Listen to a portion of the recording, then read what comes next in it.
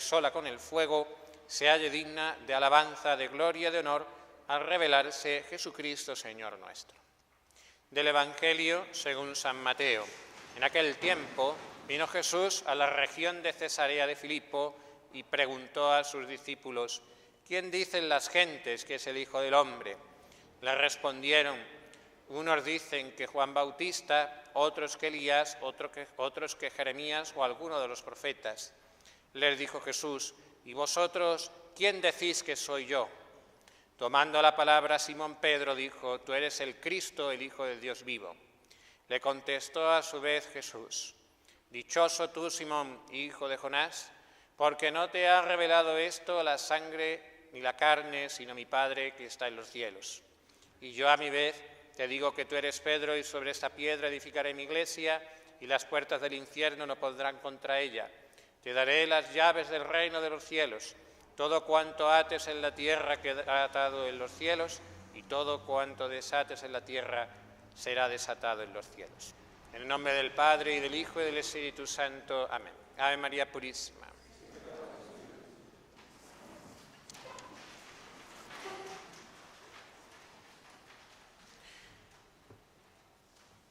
Estamos celebrando en esta misa concreta, con conmemoración del domingo, pero la misa de la coronación de un papa, como misa votiva, dado que en el día de hoy, hace unas horas, el nuevo papa de la Iglesia Católica, León XIV, ha dado oficialmente inicio a su ministerio petrino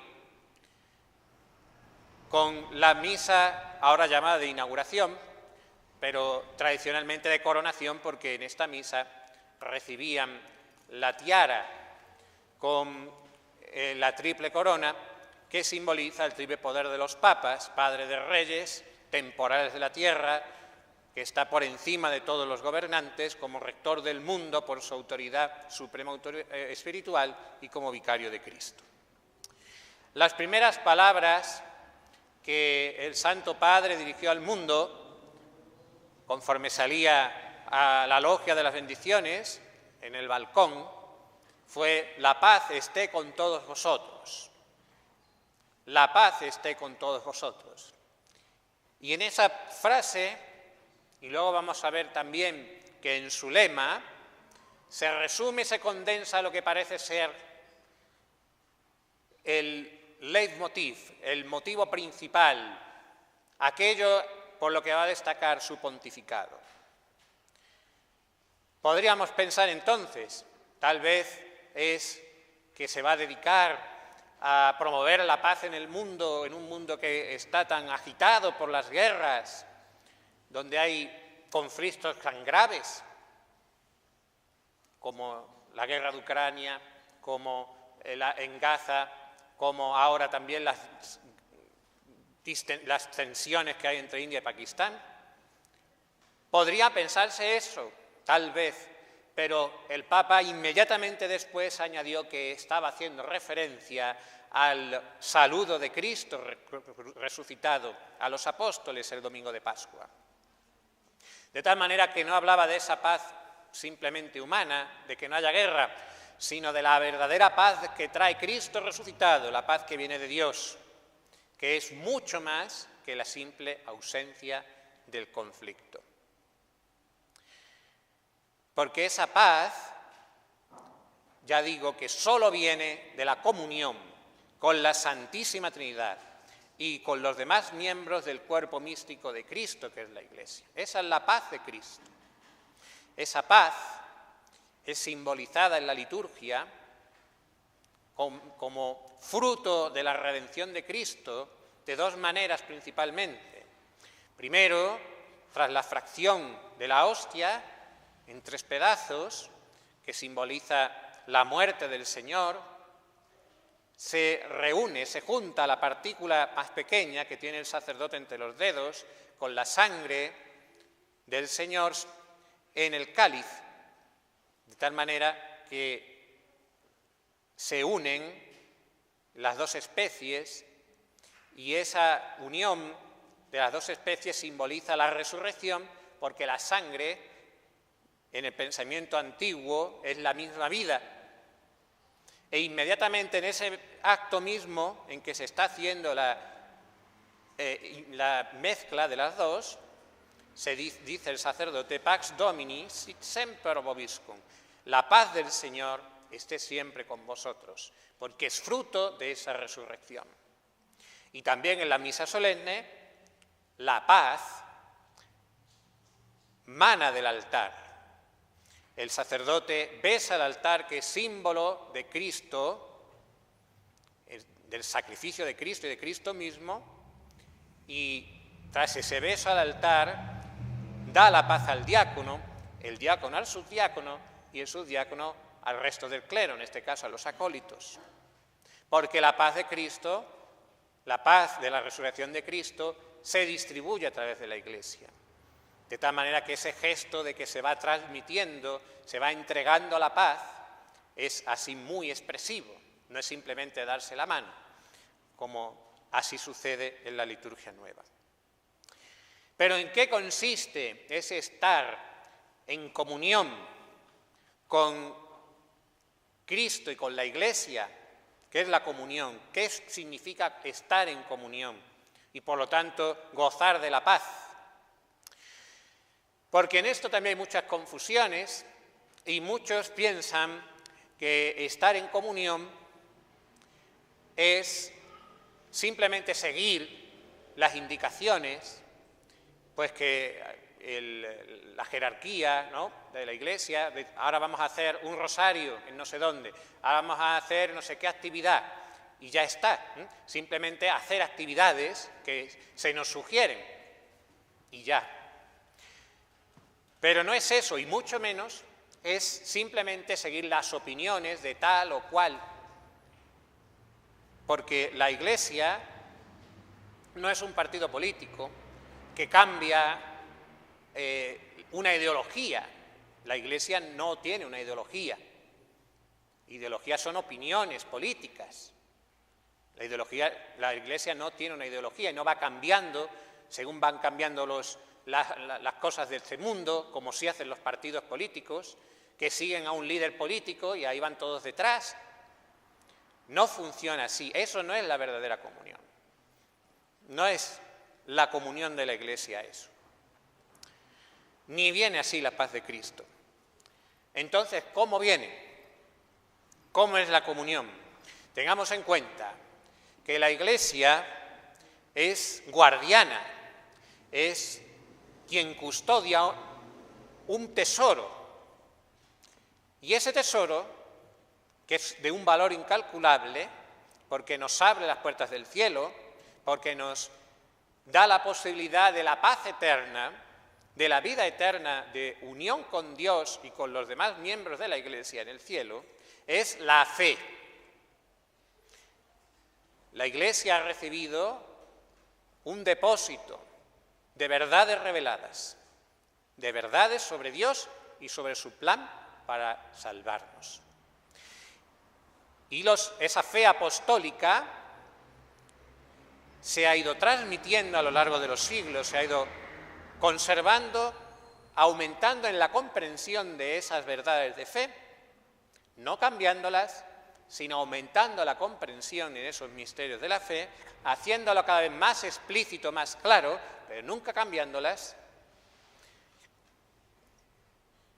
Y los sucesores de los apóstoles y el sucesor de Pedro tienen como deber custodiar y transmitir ese tesoro que es el depósito de la fe a todos los hombres, para que todos entren en la Iglesia y así se puedan salvar.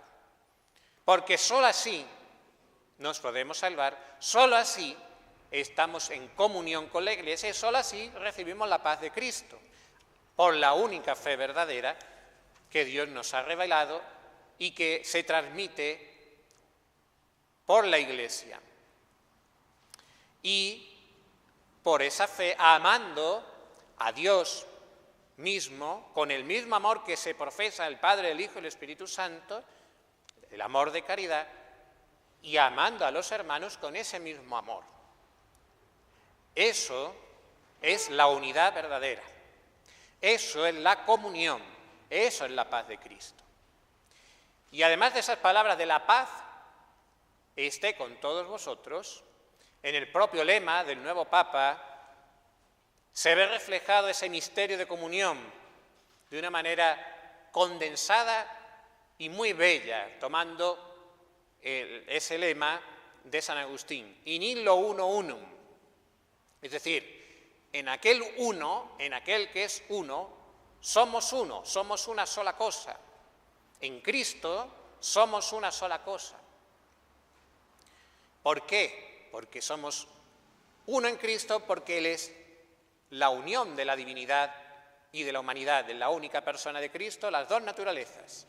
Somos uno porque la Iglesia, con las tres partes que tiene, la de este mundo, la Iglesia militante, la del purgatorio, la purgante, y la Iglesia triunfante, los santos del cielo, es una, y solo tiene una cabeza que es Cristo.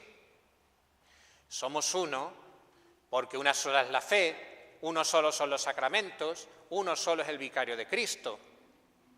En Cristo somos uno porque solo en ella, en la única fe, cabe la verdadera fraternidad. Solo podemos ser hermanos si somos hijos del mismo Padre, y para ser hijos del mismo Padre tenemos que ser hijos de Dios por el bautismo y por la fe y por la caridad. Porque otra clase de fraternidad, la fraternidad sin Dios, que es la que propone la masonería, que es la fraternidad puramente humana sin Dios, es falsa. Eso es una fraternidad falsa, demoníaca, porque nos aparta de Dios. Somos una sola cosa en Cristo, porque solo en esa verdadera fraternidad se da la verdadera paz entre los hombres y la verdadera justicia. No se puede dar fuera. Somos uno en Cristo porque en Él serán recapituladas todas las cosas, toda la creación será recapitulada en Cristo al final de los tiempos. Y todos tendrán que doblar la rodilla ante Él, bien por el amor o bien por la justicia. Todo eso se podría desarrollar durante horas,